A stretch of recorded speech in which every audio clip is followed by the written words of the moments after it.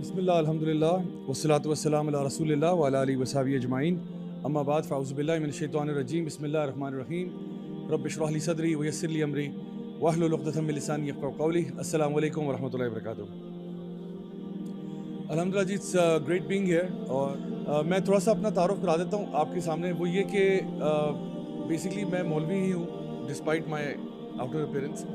اور وہ یہ کہ میں ایکچولی میری جو ایجوکیشن ہے وہ انگلینڈ سے ہوئی موسٹلی. میں نے اپنا بیچلرز جو ہے وہ یونیورسٹی آف پورٹسموتھ سے کیا تھا کمپیوٹر سائنس میں. پھر میں نے آسٹریلیا سے ماسٹرز کیا تھا انفارمیشن ٹیکنالوجی اینڈ مینجمنٹ میں. اور اس کے بعد دبئی میں ایک عرصہ گزارا working for different multi national companies. And وہ جو ایک لائف اسٹائل ہوتا ہے انسان جو یہ سوچتا ہے کہ بھائی یو اونلی لیو ونس, زندگی ایک دفعہ ملتی ہے, کھا لے پی لے جی لے, اس قسم کا لائف اسٹائل گزارا تھا. چونکہ پیچھے سے فیملی کی طرف سے سپورٹ بڑی زیادہ تھی, شاید ضرورت سے زیادہ تھی, تو یہ کہ وہ عیاشیوں میں پڑھنا میرے لیے بہت آسان تھا. اور پہلے بھی مطلب دین پہ جب نہیں تھا تب بھی یعنی کافی وہ تھا, لیکن جب انگلینڈ وغیرہ گیا تو وہاں پہ میری اور بھی زیادہ آنکھیں کھل گئیں اور بہت سی ایسی اٹھ پٹانگ چیزوں میں پڑ گیا. اور پھر کچھ ایسے شوق بھی پال لیے جو عام طور پہ لوگ شاید سوچتے بھی نہیں ہیں, جیسے ایڈرینلن سپورٹس ہوتی ہیں like sky diving, bungee jumping, scuba diving, mix martial arts وغیرہ. بہت ساری ڈفرینٹ چیزوں کا شوق تھا اور وہ میں سارے شوق اپنے پورے کرتا چلا گیا. سو یہ ایک بریف انٹروڈکشن ہے. اب پھر کیا ہوا, لائف میں کچھ ایسے واقعات حادثات ہوئے کہ جہاں سے مجھے سوچنے کا موقع ملا. Those big philosophical questions, those big existential questions, who am I, what am I doing here, what's the purpose of life and so on. These questions really used to I would say literally haunt me at night. یعنی صبح کے time جتنی آپ عیاشیاں کر لیں, لیکن آپ کو رات کو جو ہے نا 2-2:30 بجے یہ خیال آتا تھا کہ آخر میری زندگی کا مقصد کیا ہے, میں کیا کر رہا ہوں. اور پھر سوچنے کا موقع ملا تو لانگ اسٹوری شارٹ یہ کہ میں دین کی طرف آ گیا. اب وہ کیسے آیا یہ ایک کہانی ہے, اور وہ کبھی دوبارہ موقع ملا تو آپ کو 3 گھنٹے کی ورک شاپ بھی کرا دیں گے اس کے اوپر. لیکن لانگ اسٹوری شارٹ یہ کہ I decided to change myself. یہ جو آپ کے سامنے ونڈز آف چینج لکھا ہوا ہے نا, I decided to change myself, bring a positive change in my life. Do I have any regrets? The answer is no. As a matter of fact I would say کہ اگر آپ مجھے 10 ارب روپیہ بھی دیں اور آپ کہیں کہ ضیاء بھائی آپ اپنی اس لائف میں واپس چلے جائیں, I would prefer death than to go back to that life. Because now I know what it feels like. جو اسلام کی حلاوت ہے نا, حلاوت ایمان جو ہوتی ہے, وہ جس بندے کو ذائقہ مل جائے نا وہ پھر واپس نہیں جاتا. اس کو پتہ ہے اصل خوشی سکون کہاں پہ, ویئر از ریئل ٹرینکولیٹی. اللہ تعالیٰ فرماتے ہیں الا بذکر اللہ تطمئن القلوب. یقیناً اللہ تعالیٰ کے ذکر میں ہی دلوں کو اطمینان ملتا ہے. دنیا کی چیزوں میں ڈونٹ گیٹ می رانگ, مزہ ہے, اچھی گاڑی چلانے کا اپنا مزہ ہے, اچھے گھر میں رہنے کا اپنا مزہ ہے, چاکلیٹ آئس کریم کھانے کا مزہ اپنا ہے. لیکن یہ چسکے ہیں, یہ انر پیس نہیں ہے. انر پیس میں اور چسکے میں زمین آسمان کا فرق ہے. انر پیس بالکل مختلف چیز ہے. آپ کے پاس جیب میں 1 روپیہ نہ ہو تب بھی انر پیس ہو سکتا ہے, اور کروڑوں روپے ہو کے بھی انر پیس ہو سکتا ہے. تو وہ مال پہ ڈیپینڈنٹ بھی نہیں ہے. انر پیس جو ہے وہ انر پیس جس کی لوگ تلاش کرتے ہیں کہ یار میرے دل میں سکون کیوں نہیں ہے, سکون چین کیوں نہیں ہے, آرام کیوں نہیں ہے, میں ریلیکس کیوں نہیں ہوں, میں بے چین کیوں اتنا زیادہ. یہ بے چینی اور بے قراری جو ہے نا, یہ انسان جب اللہ تعالیٰ سے دور ہوتا ہے تب انسان کی لائف میں زیادہ بڑھ جاتی ہے. اسی لیے فرمایا الا بذکر اللہ تطمئن القلوب, یقیناً اللہ کے ذکر میں ہی تمہارے دلوں کو اطمینان ملے گا. اب وہ کیسے ملے گا, یہ بڑی کہانی ہے. میں ایکچولی فوکس جو کرنا چاہ رہا تھا وہ اس بات پہ تھا کہ ہماری لائف میں جو بھی ہم لوگ غلطیاں کوتاہیاں کرتے ہیں نا, ہم سے گناہ ہو جاتے ہیں. اب یہ نہ سمجھیں کہ گناہ جو ہے نا وہ گناہ کر کے بندہ بچ کے نکل جاتا ہے پتلی گلی سے, ایسا نہیں ہوتا. اللہ تعالیٰ کے قانون ہیں, 2 قسم کے لاز ہیں اللہ تعالیٰ کے. میں ایک چھوٹا سا فلسفہ بتاؤں گا آج آپ کو, اس کے بعد چھٹی ہے آپ کی. وہ فلسفہ یہ ہے کہ جب بھی آپ اللہ تعالیٰ کے کوئی قانون کو توڑتے ہیں جو کہ اللہ تعالیٰ کے شریعہ قانون ہے, یہ بھی اللہ کا لا ہے, جو نیچرل قانون ہے وہ بھی اللہ کے ہیں, دونوں لاز اللہ کے ہیں. لائک ایک لاز وہ ہیں جن کو ہم لاز آف فزکس کہتے ہیں, یا جن کو ہم نیچرل لاز کہتے ہیں کوٹ ان کو. یہ لاز بھی نیوٹن نے نہیں بنائے, یہ اللہ نے بنائے. نیوٹن نے ڈسکور کیے ہیں, باقی سائنسدانوں نے وہ لاز ڈسکور کیے ہوتے ہیں. مثال کے طور پہ یہ پین ہے آپ کے سامنے, اس پین کو جب میں اوپر پھینکوں تو کیا ہوگا, نیچے آئے گا, فوراً آ گیا, 6 مہینے لگا کے آئے گا, فوراً آئے گا. یہ اللہ کا قانون ہے, یہ میرا قانون نہیں ہے, نہ ہی نیوٹن صاحب کا ہے. یہ قانون اللہ کا ہے کہ جب آپ چیز کو اوپر پھینکتے ہو وہ نیچے آ جاتی ہے ایوری سنگل ٹائم. یہ میں 10 لاکھ دفعہ بھی ایسے کروں گا, 10 لاکھ دفعہ ایسے ہوگا. یہ قانون ہے, یہ لا ہے. اگر آپ کو پتہ ہے یہ نیچرل لاز نہ ہوتے, اللہ کے یہ قوانین نہ ہوتے, ہم سائنس نہ کر سکتے. سائنس ہم کیوں کر سکتے ہیں, جب بھی پانی میں نمک ملائیں گے تو نمک والا پانی بن جائے گا. یہ نہیں ہوگا کہ جی کبھی میں نے بنایا تو نمک والا بن گیا, کبھی روح افزا بن گیا, کبھی پیپسی بن گئی. ایسے تھوڑی ہوتا ہے, پھر تو سائنس ہو ہی نہیں سکتی تھی. وہ سائنس ہوتی کیوں ہے, فزکس کیوں ہوتی ہے, because these laws exist. In laws کی سرٹن ویلیو ہے. 9.8 ہم اس کی ویلیو پڑھ چکے ہیں کہ جو گریوٹی کی ویلیو کیا ہے. یہ لاز ہیں اللہ کے بنائے ہوئے جو ہے نا سارے قوانین ہیں. تو یہ نیچرل لاز بھی اللہ کے ہیں اور یہ جو حرام اور حلال کے لاز ہیں یہ بھی اللہ تعالیٰ کے ہیں، دونوں اللہ کے. اور جب ان قوانین کو توڑیں گے تب بھی مسئلہ ہوگا، جب ان قوانین کو توڑیں گے تب بھی مسئلہ ہوگا. مسئلہ کیسے؟ آپ نے اکثر وہ کارٹونز میں نا، مجھے بچپن میں کارٹونز دیکھنے کا بڑا شوق تھا، خاص طور پہ وہ ٹام اینڈ جیری، بگز بنی، روڈ رنر مجھے بہت پسند تھے. تو اس میں اکثر اوقات آپ نے کارٹون میں سین دیکھا ہوگا کہ ایک بندہ جو ہے وہ چلتے چلتے جو ہے وہ ایگزامپل کوئی ٹام اینڈ جیری میں کہہ لیں یا کسی اور میں، وہ پہاڑ کی چوٹی ہے نا ایسے کر کے پہاڑ کی چوٹی سے 4 قدم آگے چلا گیا. آگے جانے کے بعد اس کو خیال آتا ہے کہ میں خلا میں اس وقت معلق ہوں. پھر وہ پیسے پاؤں لگا کے نا چیک کرتا ہے کہ جگہ ہے کہ نہیں ہے، اور پھر وہ نیچے گر جاتا ہے. یعنی 5-6 سیکنڈ کے بعد گرتا ہے وہ. یعنی جب تک اس کو خیال نہیں آیا تھا نا کہ میں ہوا میں ہوں تب تک وہ نہیں گرا. 4-5 قدم آگے لے کے جب آگے آ گیا پھر نیچے گرتا ہے. تو یہ کارٹون میں تو ہو سکتا ہے، ریئلٹی میں ایسا نہیں ہے. ریئلٹی میں جیسے ہی آپ پہلا قدم رکھیں گے باہر آپ نیچے گر جائیں گے. یہ قانون ہے. That's how law works. اللہ تعالیٰ کی جو یہ نیچرل لاز ہے نا یہ انسٹنٹینیس ہوتے ہیں، انسٹنٹینیس. اس کا رزلٹ فوراً آ جاتا ہے.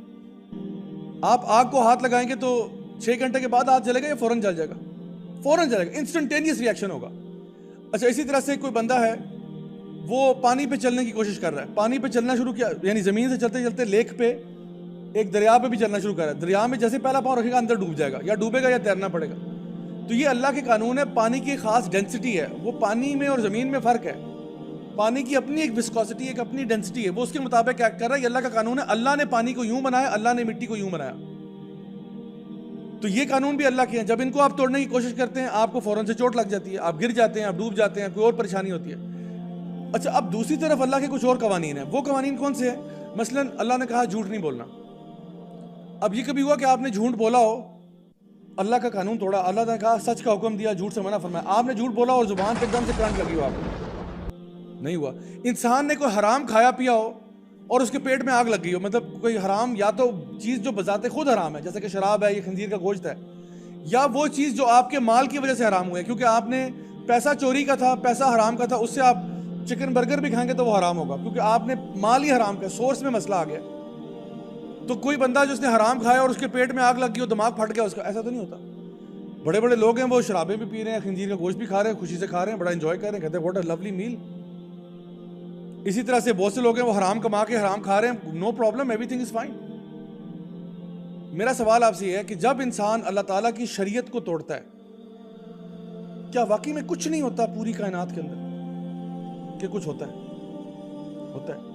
اچھا ایک لڑکا لڑکی ہے، وہ ایک حرام ریلیشن شپ ہے، ساری رات کسی پیکج پہ لگے ہوئے ہیں کیونکہ وہ پیکیجز بھی آج بڑے مزے مزے کے آ رہے ہیں نا، آل نائٹ ساری رات بات کریں. تو بات یہ ساری رات جو باتیں چل رہی ہیں آپ کو یار مجھے تو بڑا مزہ آیا ہے، میں تو بڑا انجوائے کیا ہے.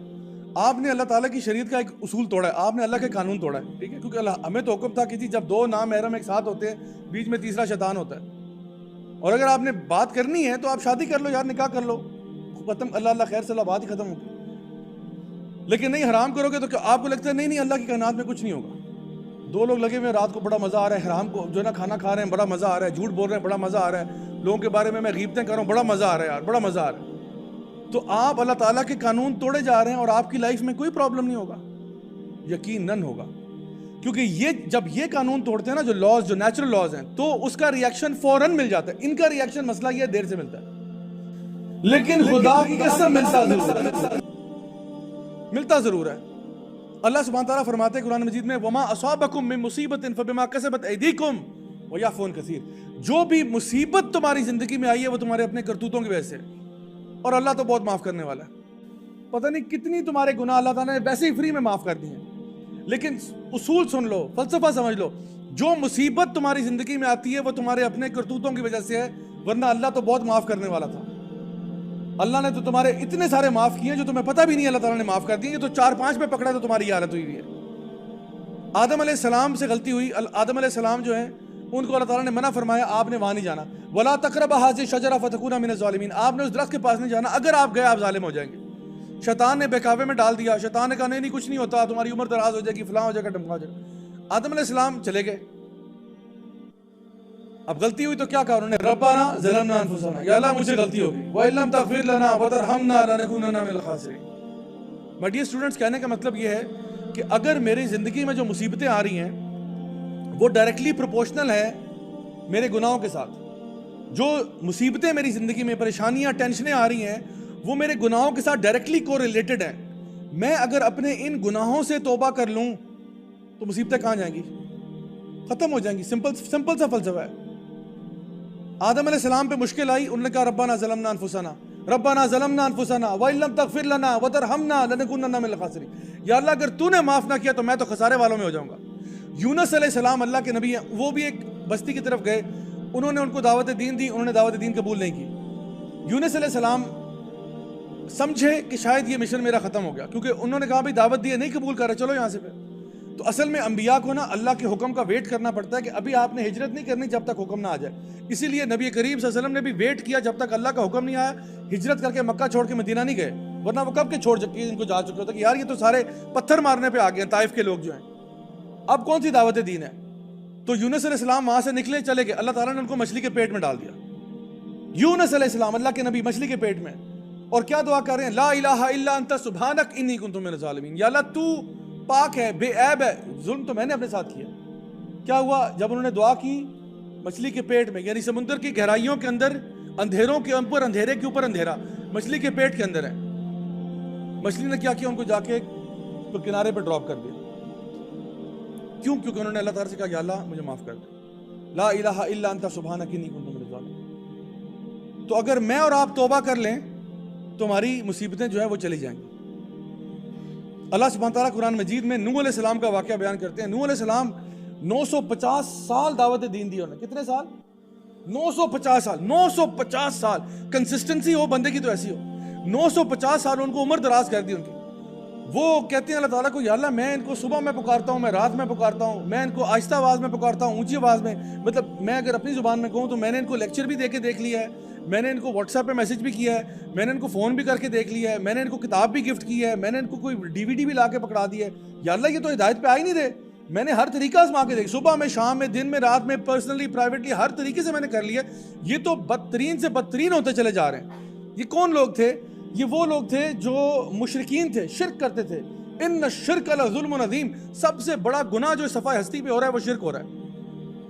وہ شرک کرنے والے لوگ تھے. اللہ تعالیٰ فرماتے ہیں قرآن مجید میں کوئی بھی گناہ معاف ہو سکتا ہے, میں شرک معاف نہیں کروں گا جو بندہ حالت شرک میں فوت ہو رہا ہے. باقی کوئی قاتل بھی ہو اللہ تعالیٰ رحمان و رحیم ہے, معاف کر سکتا ہے. مرنے کے بعد یعنی اس کا کوئی نہ کوئی معاملہ, اپنی جو بھی اس کا ہوگا معاملہ, اس کے بعد اللہ تعالیٰ ایونچولی اس کو معاف کر دے گا اگر وہ توحید پر تھا. لیکن جو شرک کی حالت میں مر رہا ہے, اللہ کے ساتھ دوسرا شریک کر رہا ہے, اس کی کوئی بخشش نہیں ہے مرنے کے بعد. یعنی مرنے سے پہلے وہ توبہ کر لے تو ہمارا بھائی ہے اسلام کے اندر, الحمدللہ, کوئی ہمیں اس سے کوئی ہمیں جو نا پرابلم نہیں ہے. تو یہ اب کیا معاملہ بن رہا ہے ان کا جی؟ یہ نوح علیہ السلام کی قوم مشرکین کی قوم ہے. 950 سال ہو گئے ہیں دعوت, بندے چینج نہیں ہو رہے. نوح علیہ السلام ان کو دعوت دیتے ہیں, کیا کہتے ہیں؟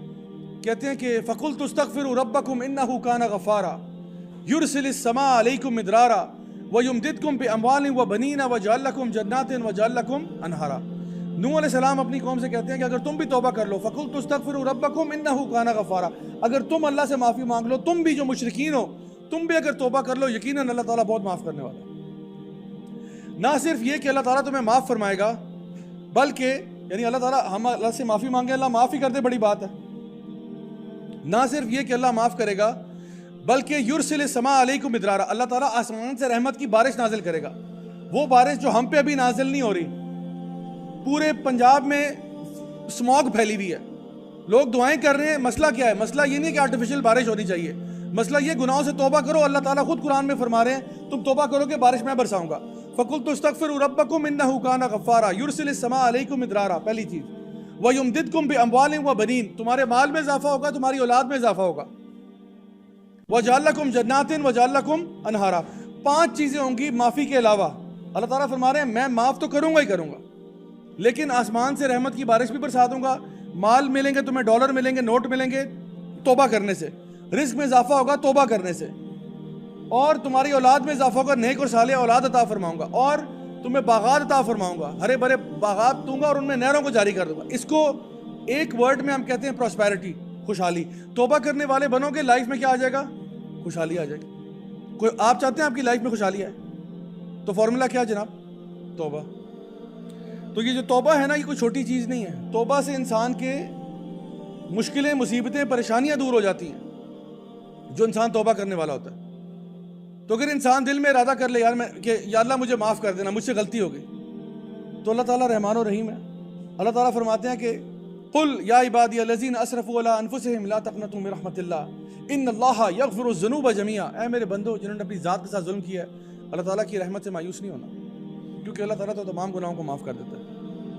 آپ اگر توبہ کرنے والے بن سکتے ہیں، بلکہ نہ صرف اللہ آپ کو معاف کرے گا، اللہ آپ سے محبت کرے گا. ان اللہ یحب التوابین ویحب المتطہرین. یہ توبہ بڑی بلا چیز ہے، توبہ بڑی بلا چیز ہے. توبہ آپ کی زندگی میں سے مشکلوں کو دور کرتی ہے، توبہ آپ کی لائف میں خوشحالی کو لے کے آتی ہے. اللہ تعالیٰ فرماتے ہیں سورہ طلاق سورہ نمبر 65 آیت نمبر 2 اور 3 میں وَمَن يَتَّقِ اللَّهَ يَجْعَل لَّهُ مَخْرَجًا وَيَرْزُقْهُ مِنْ حَيْثُ لَا يَحْتَسِبُ وَمَن يَتَوَكَّلْ عَلَى اللَّهِ فَهُوَ حَسْبُهُ. اللہ تعالیٰ فرماتے ہیں جو شخص بھی اللہ کا تقوی اختیار کرے گا، یعنی تقوی کیا ہے؟ پرہیزگاری ہے. کس سے پرہیز ہے؟ چینی کھانے سے پرہیز ہے یا تلی ہوئی چیزیں کھانے سے پرہیز ہے؟ تقوی گناہوں سے پرہیز کا نام ہے. انسان کے دل میں خدا خوفی ایسی آ جائے وہ گناہ چھوڑ دے.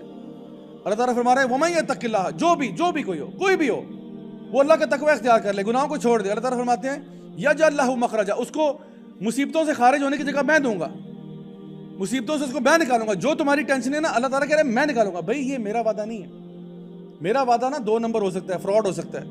اللہ تعالیٰ قرآن مجید میں وعدہ کر رہا ہے کہ اگر تم توبہ کرنے والے بن جاؤ، نیکی کے راستے پہ آ جاؤ، اللہ تعالیٰ کہہ رہے ہیں مصیبتوں تمہاری جو ٹینشن ہے ان سے بات تمہیں میں نکالوں. اللہ گارنٹی دے رہا ہے. اللہ کی بات پہ کوئی شک ہے؟ ایک یہاں پہ کوئی ریڈی والا ہو نا، ریڈی والا، وہ کہہ رہا ہو جی سیب میں بیچ رہا ہوں 100 روپے کلو. اب اگر میں اس کو 100 روپے دیتا ہوں تو وہ مجھے کتنے سیب دے گا؟